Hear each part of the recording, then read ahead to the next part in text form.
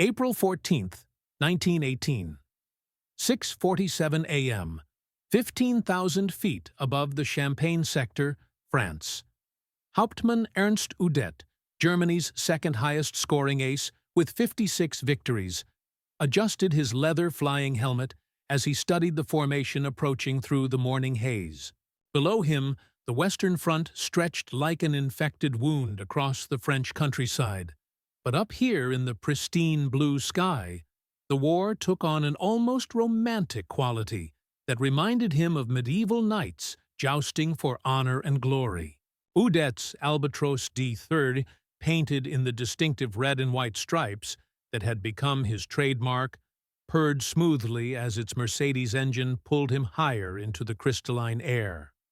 Through his Zeiss binoculars, he could make out the approaching formation.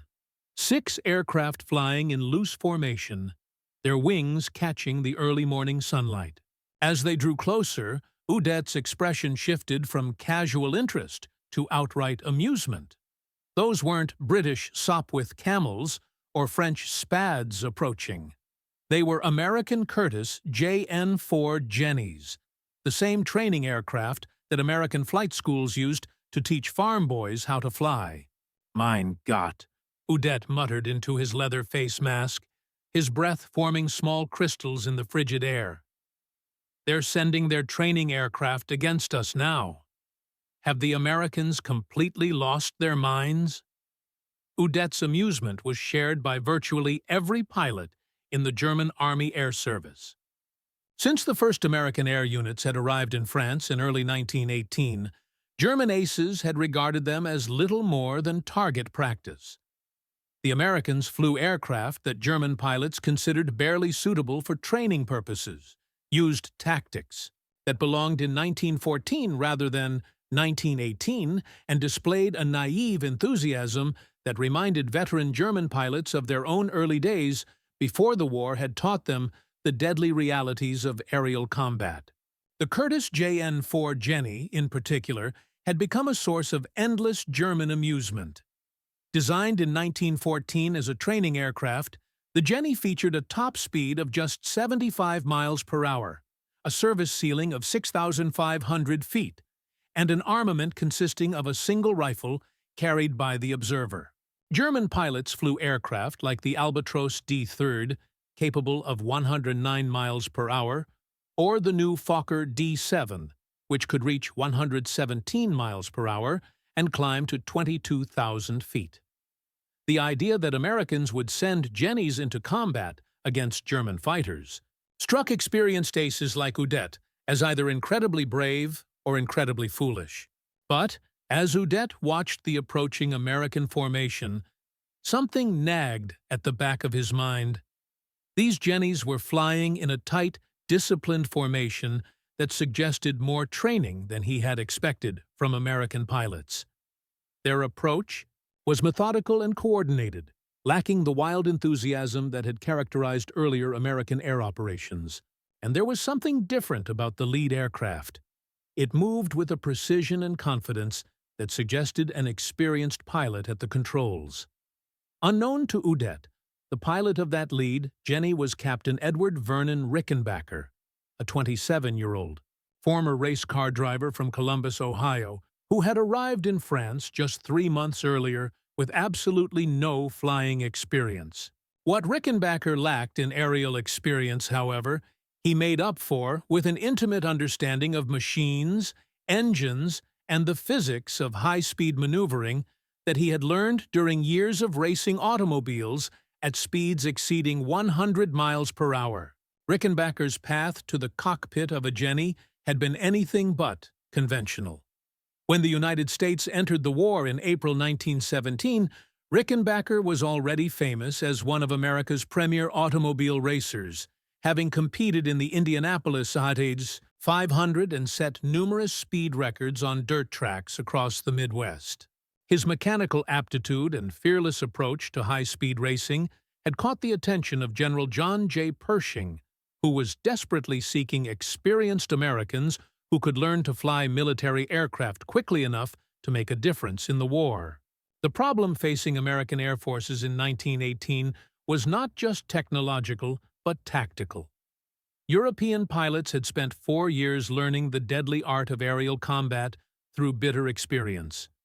German aces like Manfred von Richthofen, Ernst Udet, and Werner Voss had survived hundreds of combat flights by developing sophisticated tactics, learning to read the subtle signs that revealed enemy aircraft performance, and mastering the split-second timing that meant the difference between victory and death at 15,000 feet. American pilots arriving in France had none of this experience. Most had learned to fly in the flat farmlands of Texas or California, where the greatest danger was mechanical failure rather than enemy bullets. They flew training aircraft that bore no resemblance to the high-performance fighters used in combat over the Western Front.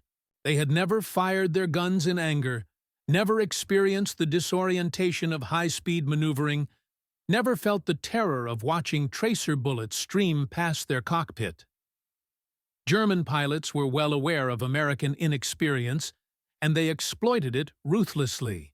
In February 1918, Hauptmann Hermann Göring, commander of Jagdgeschwader 1, had issued specific instructions to his pilots regarding engagement with American aircraft.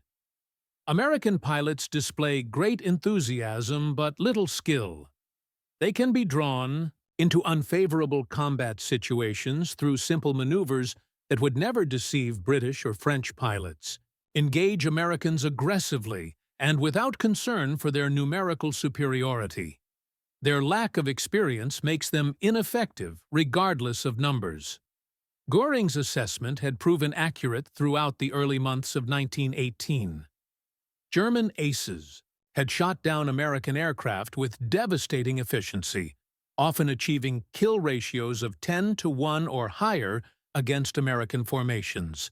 American pilots seemed unable to learn from their mistakes, repeatedly falling for the same tactical deceptions that German pilots had been using against Allied aircraft since 1915. But Rickenbacker was different from the typical American pilot, and his differences would prove decisive in ways that no German ace anticipated. His years of automobile racing had taught him to think mechanically about high-speed maneuvering, to calculate angles and velocities instinctively, and to remain calm under extreme pressure. More importantly, his racing experience had given him an intuitive understanding of how machines behaved at their performance limits, knowledge that would prove invaluable when translated to aerial combat. As Rickenbacker's formation approached Udet's position, the German ace made a decision that would have profound consequences for both pilots.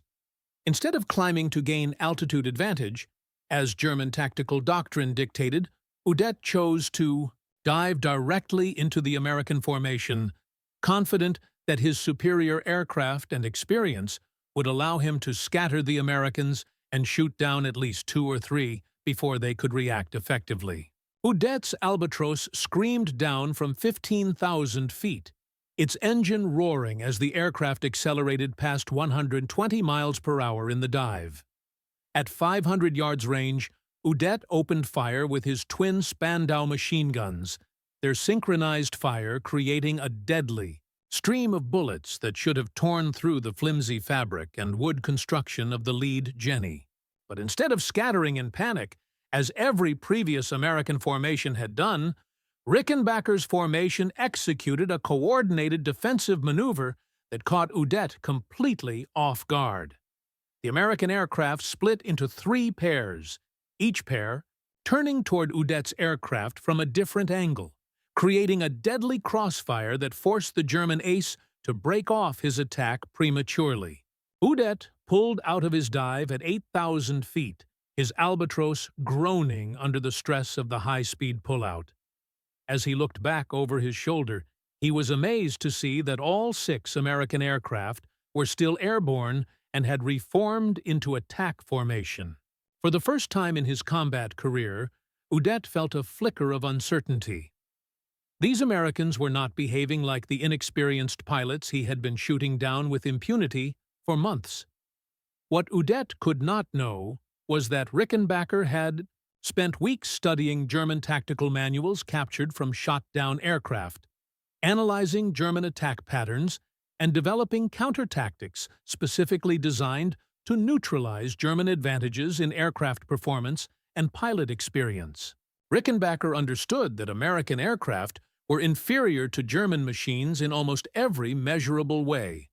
But he also understood that superior tactics could overcome technological disadvantage, a lesson he had learned during years of racing. Inferior automobiles against better-funded competitors. The air battle that followed would last for over 20 minutes and cover nearly 50 miles of French countryside.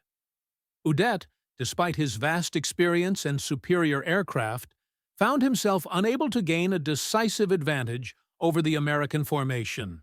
Every time he attempted a classical German attack, diving from altitude to achieve maximum speed and then climbing away before the enemy could respond, Rickenbacker's pilots executed defensive maneuvers that minimized their exposure and created opportunities for counterattack.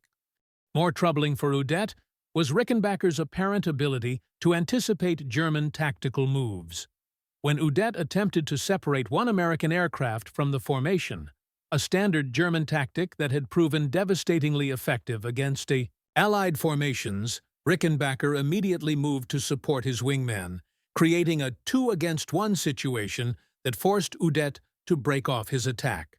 When Udet tried to lure the Americans into a climbing fight, where German aircraft performance advantages would be most pronounced, Rickenbacker refused to take the bait, maintaining altitude discipline that kept his formation in a position to support each other. The turning point came when Udet, frustrated by his inability to achieve a quick victory, made a tactical error that Rickenbacker was perfectly positioned to exploit. Attempting to force a decision, Udet dove on the rear aircraft in Rickenbacker's formation, committing himself to a high-speed attack that would leave him vulnerable if he missed his target. Rickenbacker had been waiting for exactly this opportunity. As Udet's Albatross committed to its attack run, Rickenbacker executed a maneuver he had practiced dozens of times over the training fields of Texas, a sharp climbing turn that brought his Jenny directly into Udet's path at the exact moment when the German ace would be pulling out of his dive. The collision occurred at 9,000 feet above the Marne River. Udet's Albatross, traveling at over 130 miles per hour, struck Rickenbacker's Jenny at a closing speed that should have destroyed both aircraft instantly. But Rickenbacker had timed his maneuver with the precision of a race car driver making a high-speed pass at Indianapolis, positioning his aircraft so that Udet's Albatross clipped the Jenny's lower wing rather than striking the fuselage directly. The impact sent both aircraft spinning toward the ground. But while Udet's Albatross was fatally damaged, Rickenbacker's Jenny remained controllable. As Udet's aircraft plummeted earthward in a terminal spin, Rickenbacker managed to recover control of his damaged Jenny and execute a dead-stick landing in a field behind American lines. Udet's death sent shockwaves through the German Army Air Force. Here was one of Germany's most experienced aces, a pilot with 56 confirmed victories and over 300 combat missions, shot down by an American flying a training aircraft that most German pilots would have refused to take into combat. The implications were deeply disturbing for German morale and tactical doctrine. But Udet's death was only the beginning of Rickenbacker's remarkable combat career. Over the following 7 months, the former race car driver would systematically dismantle German assumptions about American flying capabilities, shooting down 26 enemy aircraft, and establishing himself as America's leading ace. More importantly, Rickenbacker would prove that American pilots could not only match German aces in individual combat, but could also develop tactical innovations that would revolutionize aerial warfare. Rickenbacker's success was built on a combination of mechanical understanding, tactical innovation, and physical courage that few pilots of any nationality could match. His background in automobile racing had given him an intuitive feel for high-speed maneuvering that translated perfectly to aerial combat. Where other pilots thought in terms of aircraft performance specifications, Rickenbacker thought in terms of mechanical limits and performance envelopes. Where other pilots relied on established tactical doctrine, Rickenbacker developed new approaches based on mathematical analysis of combat geometry. The aircraft that made Rickenbacker's success possible was not the humble Jenny that had carried him to his first victory, but the Spad S-3, a French fighter that American units began receiving in the summer of 1918. The Spad was a revelation for American pilots who had been struggling with obsolete aircraft and inadequate performance. Powered by a 235-horsepower Hispano-Suiza engine, the Spad could reach 138 miles per hour in level flight and climb to 22,000 feet, making it competitive with the best German fighters. But even more important than the Spad's performance was its armament. Unlike the Jennies that early American pilots had flown into combat, the Spad carried two synchronized Vickers machine guns firing through the propeller arc, giving American pilots firepower equivalent to their German opponents. For pilots like Rickenbacker, who had been forced to rely on tactics and positioning to overcome equipment disadvantages, the Spad's combination of speed, altitude capability, and firepower opened up entirely new tactical possibilities.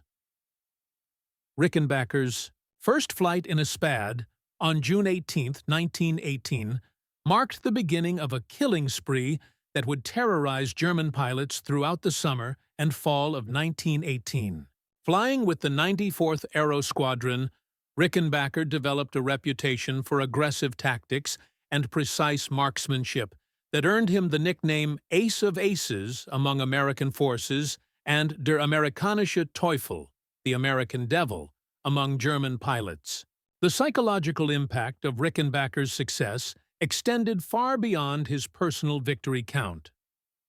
German pilots, who had dominated the skies over the Western Front since 1914, suddenly found themselves facing an American ace who seemed immune to their tactical advantages. Rickenbacker's aircraft appeared without warning, struck with devastating accuracy, and disappeared before German pilots could mount an effective response. Reports of encounters with Rickenbacker began to spread through German squadrons, creating a sense of unease that contrasted sharply with the confidence that had characterized German air operations throughout the war. Oberleutnant Heinrich Kroll, a German ace with 33 victories, encountered Rickenbacker over Verdun on August 14, 1918, and lived to describe the experience in his combat report. The American pilot displayed tactical sophistication that exceeded anything we have encountered from British or French opponents. His approach was calculated and methodical, suggesting extensive study of our tactics and careful preparation for engagement. Most disturbing was his apparent ability to anticipate our maneuvers and position his aircraft for maximum tactical advantage. This was not the wild enthusiasm we have come to expect from American pilots, but the calculated aggression of a true professional. Kroll's assessment was more accurate than he realized. Rickenbacker had indeed made an extensive study of German tactics, spending hours analyzing combat reports, interviewing captured German pilots, and testing various approaches during training flights.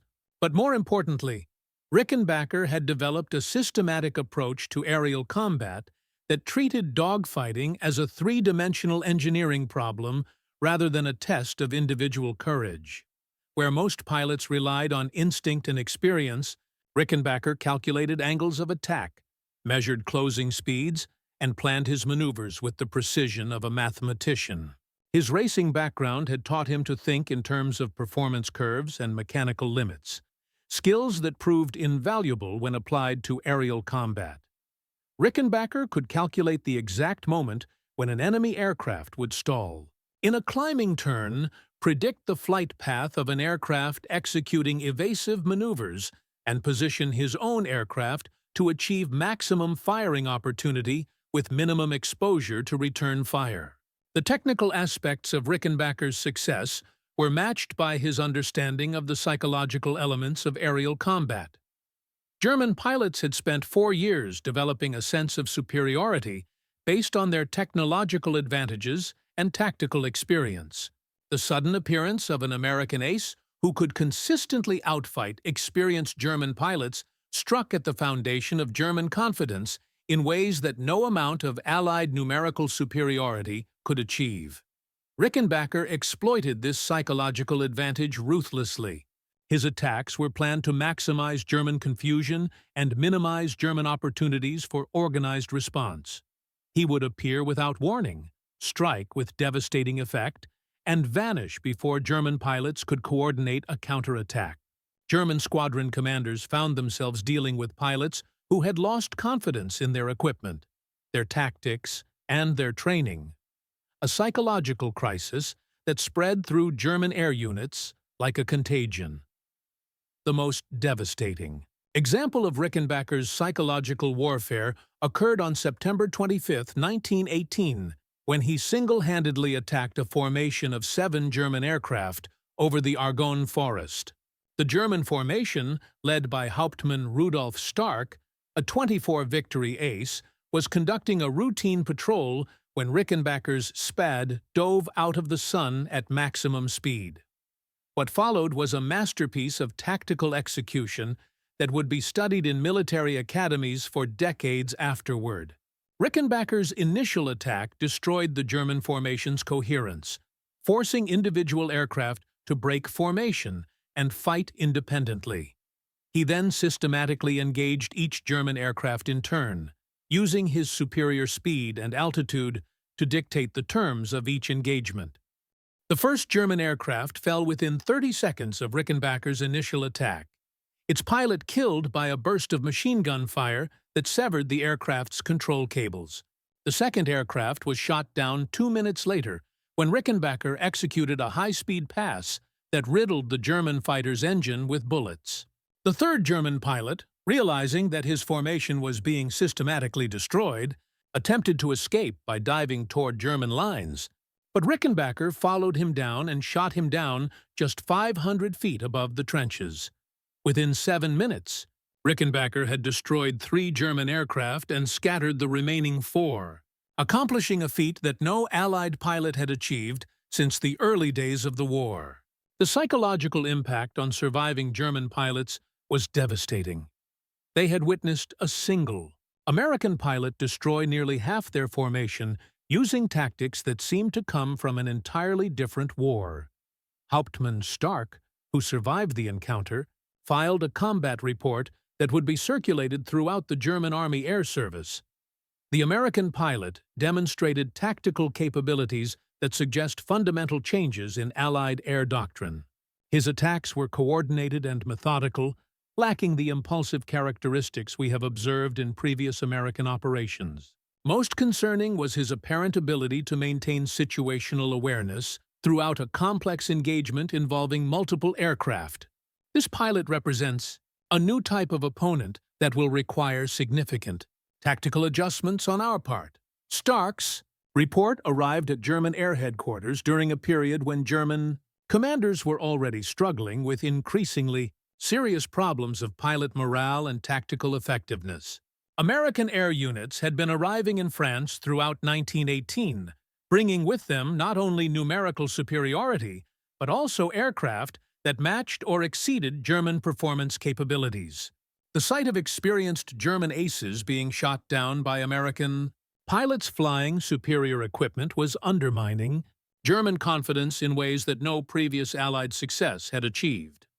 But Rickenbacker's impact extended beyond individual combat victories. His success inspired other American pilots to adopt more aggressive tactics and higher standards of marksmanship. American squadrons that had suffered heavy casualties during their early months in France began achieving victory ratios that approached those of veteran British and French units.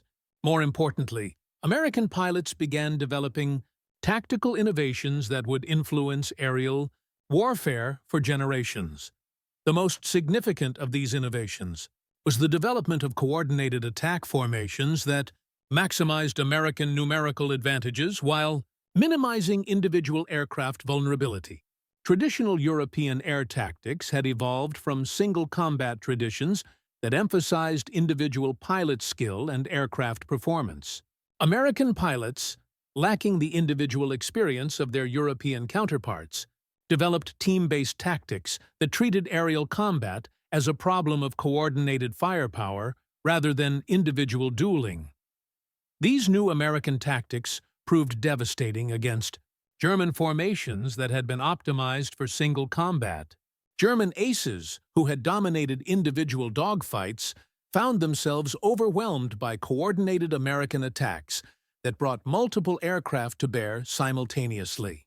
German aircraft that had proven superior in one-on-one combat were destroyed by concentrated firepower from American formations, flying mutual support missions. The tactical revolution pioneered by Rickenbacker and other American aces was matched by technological innovations that gave American pilots significant advantages over their German opponents. American aircraft factories had been producing fighters with synchronized machine guns, reliable engines, and superior climb rates that matched or exceeded German performance in virtually every category. American pilots were receiving better training, better equipment, and better support than their German counterparts, who were struggling with shortages of fuel, ammunition, and replacement aircraft. By October 1918, the balance of air power over the Western Front had shifted decisively in favor of the Allies. German pilots who had controlled the skies since 1914 found themselves outnumbered, outgunned, and outfought by Allied air forces that included growing numbers of highly trained American pilots flying superior equipment. The psychological impact of this reversal was enormous, contributing to the general collapse of German morale that would lead to the armistice just weeks later. Rickenbacker's personal victory count during this period was staggering. Between June and November 1918, he shot down 26 enemy aircraft and recorded numerous other victories that could not be confirmed due to combat occurring over German lines. His success rate, over one victory per week during active combat periods, exceeded that of most European aces and established him as one of the war's most effective fighter pilots regardless of nationality. But statistics alone could not capture the full impact of Rickenbacker's success. His victories had demonstrated that American pilots could not only match European professionals, but could also develop tactical innovations that revolutionized aerial warfare. His mechanical approach to combat planning had shown that systematic analysis could overcome traditional reliance on experience and instinct. His team-based tactics had proven that coordinated attacks could defeat individual excellence. Most importantly, Rickenbacker's success had shattered German assumptions about American fighting capabilities. German pilots, who had dismissed American air forces as inexperienced amateurs, found themselves facing a new generation of American aces who combined superior equipment with innovative tactics and aggressive leadership. The transformation was complete. Within 18 months, American air forces had evolved from a collection of enthusiastic amateurs flying obsolete aircraft to a professional fighting force that dominated the skies over the Western Front. The culmination of Rickenbacker's combat career came on October 30th, 1918, just 11 days before the armistice, when he encountered a formation of German aircraft over the Meuse-Argonne sector and achieved his 26th and final victory of the war. The engagement was typical of Rickenbacker's tactical approach, a carefully planned attack that maximized his advantages while minimizing German opportunities for response. Flying his Spad at 18,000 feet, Rickenbacker spotted a German two-seater conducting reconnaissance over American lines. The German aircraft, an Albatros C-2, was flying alone and appeared unaware of Rickenbacker's presence. Using a high-speed diving attack that had become his trademark, Rickenbacker approached from the German aircraft's blind spot and opened fire at point-blank range. The German aircraft was destroyed in seconds, its observer killed instantly, and its pilot fatally wounded. As the Albatros plummeted toward the ground, Rickenbacker pulled out of his dive and climbed back to altitude, scanning the sky for additional targets. The engagement had lasted less than 30 seconds, but it represented the culmination of 7 months of combat evolution that had transformed American air power from a liability into a decisive advantage. When the armistice took effect on November 11, 1918, Rickenbacker had established himself as America's leading ace with 26 confirmed victories. But his impact on the war extended far beyond his personal success. He had proven that American pilots could master the complexities of aerial combat, that American industry could produce aircraft superior to German machines, and that American tactical innovation could overcome European experience and tradition. The German pilots who had laughed at American Jennies in early 1918 were no longer laughing by November. They had witnessed the transformation of American air power, from a minor annoyance to a dominant force that controlled the skies over the Western Front. They had seen their own aces, shot down by American pilots flying superior aircraft and using tactics that rendered German experience irrelevant. They had watched as American industrial capacity produced fighters, bombers, and observation aircraft in numbers that overwhelmed German production capabilities. The lesson was clear. In modern warfare, industrial capacity and technological innovation could overcome traditional military virtues of experience and training. German pilots had spent 4 years perfecting the art of aerial combat, but they had been defeated by American pilots who combined superior equipment with systematic tactical development and aggressive leadership. The age of individual heroism had given way to the age of industrial warfare, and in that contest, American advantages had proven decisive. Rickenbacker's post-war career would take him far from the cockpits of fighter aircraft, but his impact on military aviation would endure for generations. His systematic approach to combat planning would influence fighter tactics through World War II and beyond. His emphasis on coordinated attacks would become standard doctrine for military air forces worldwide. His demonstration that superior equipment and innovative tactics could overcome experience and tradition would reshape military thinking about the relationship between technology and training. But perhaps most importantly, Rickenbacker's success had established American aviation as a force to be reckoned with on the world stage. The nation that had entered the war with virtually no military aviation capability had emerged as a leader in aircraft design, pilot training, and tactical development. The transformation was complete. American air power had evolved from an object of German derision to a decisive factor in Allied victory. The 26 aircraft that Rickenbacker shot down represented more than individual combat victories. They represented the emergence of American air power as a dominant force in modern warfare. Each victory had demonstrated American capabilities that German commanders had failed to anticipate. Each success had contributed to the psychological collapse that would ultimately force Germany to seek an armistice. Each achievement had proven that American innovation and industrial capacity could overcome European experience and tradition. When German pilots finally stopped laughing at American aircraft, it was because they had learned the hard way that American determination, backed by superior industrial capacity and innovative thinking, could achieve results that no amount of traditional military excellence could match. The flimsy Jennies of early 1918 had given way to the lethal Spads of late 1918, and the transformation represented nothing less than the emergence of American air power as a decisive factor in modern warfare.